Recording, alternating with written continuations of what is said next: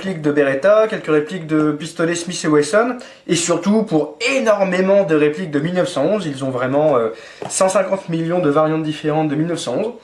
Et aujourd'hui, ce que je vous présente, c'est une variante dite Snake, puisqu'il s'agit effectivement d'une réplique du 1911 utilisée par Big Boss dans Metal Gear Solid 3.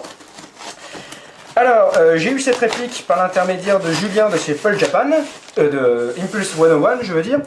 Cela étant dit, la réplique ne provient pas à proprement parler donc de Impulse 101, mais d'un autre site qui s'appelle The Airgun Yard et qui appartient à Kenji, l'acolyte de Julien. Alors, The Airgun Yard, c'est un site qui est vraiment spécialisé dans les répliques très rares, les répliques de collection, les répliques qui ne sont plus produites. Donc c'est vraiment voilà, plus pour les collectionneurs. Là-bas vous trouverez du Western Arms, du Tanaka, du Marushin et même des trucs encore plus exotiques comme du Kokusai, du MGC, du Escort, ce genre de choses. Et éventuellement des répliques de marques plus connues comme Marui, mais plutôt des modèles qui ne sont plus produits. Par exemple comme le Uzi de chez Marui. Mais ne vous attendez pas voilà, à avoir des répliques récentes comme des M4 Soft Mod Tokyo Marui ou ce genre de choses. Ça n'est pas le but de The Airgun Yard. Alors, j'ai donc payé 46 440 yens exactement pour la réplique, ce qui est ni plus ni moins que le site indiqué sur le prix indiqué sur le site de Western Arms.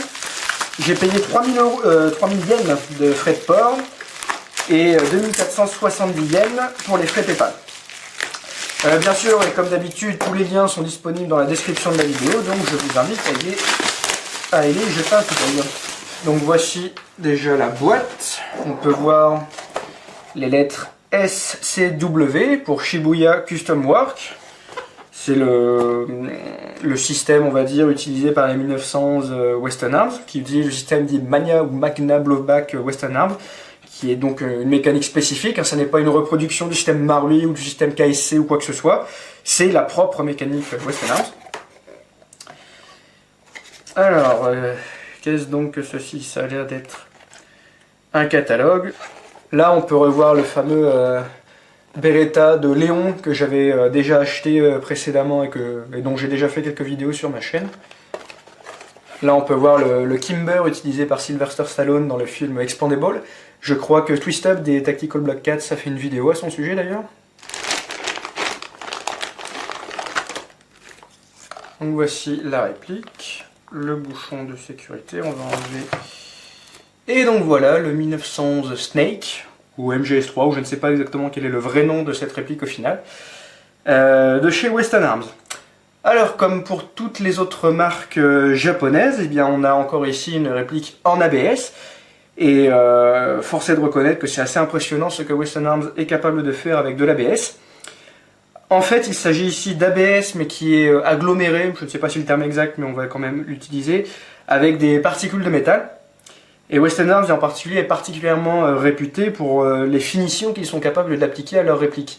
Ici, en l'occurrence, on a une finition dite carbon black, c'est-à-dire que ça n'est pas chromé, ça n'est pas peint, c'est un aspect de type métal nu, et la finition est vraiment bluffante, quoi. Ça reste lourd, bien qu'il s'agisse encore une fois d'une réplique en plastique, avec la culasse en plastique et le corps en plastique. Et même au toucher, on a les particules de métal font qu'on a vraiment un toucher un peu froid. C'est vraiment très bluffant. Et le moins qu'on puisse dire, c'est que voilà, pour les collectionneurs, c'est vraiment le top du top.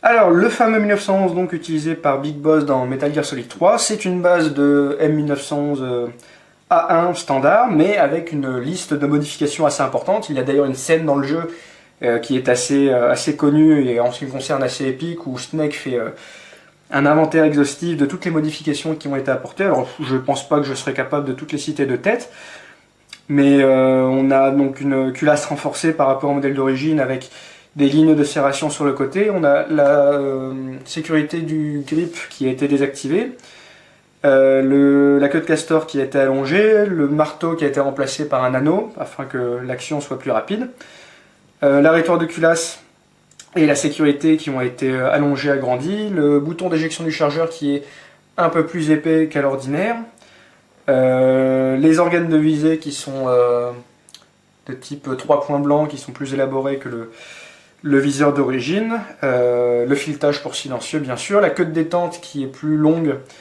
et qui, pour certains tireurs du moins, permet d'avoir donc une position plus confortable pour le doigt qui appuie sur la détente.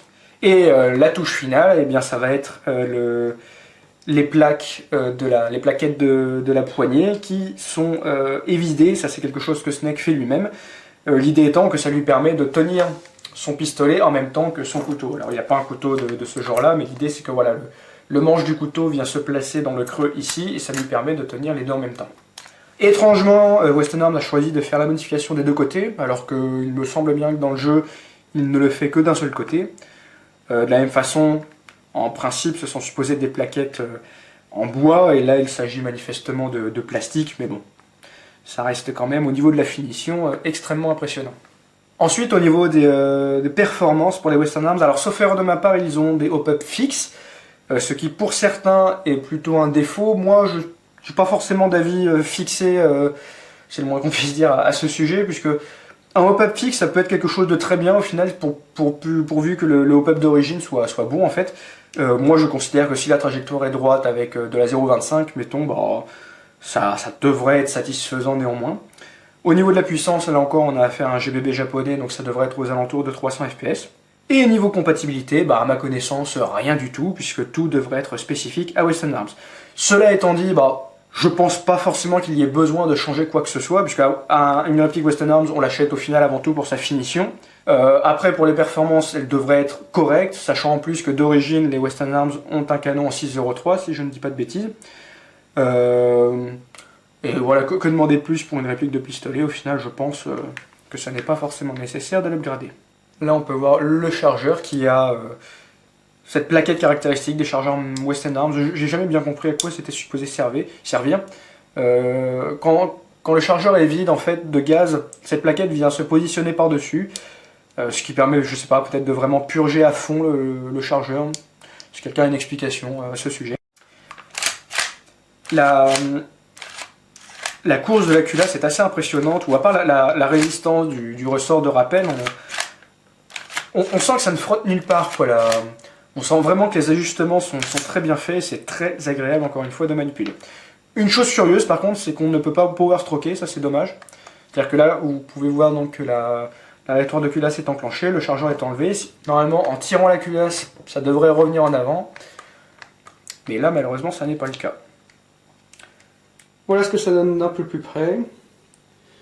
Donc notez vraiment la finition de la réplique, le carbon black comme ils appellent ça, qui est vraiment, en ce qui me concerne, magnifique.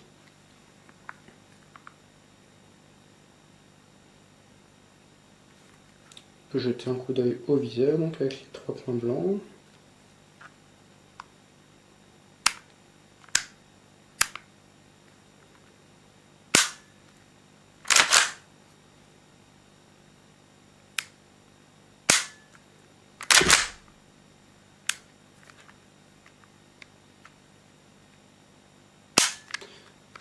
Il n'y a pas vraiment de course, on sent tout de suite une résistance et après le coup part. Ce qui, pour autant que je puisse en juger, est plutôt réaliste pour un 1911.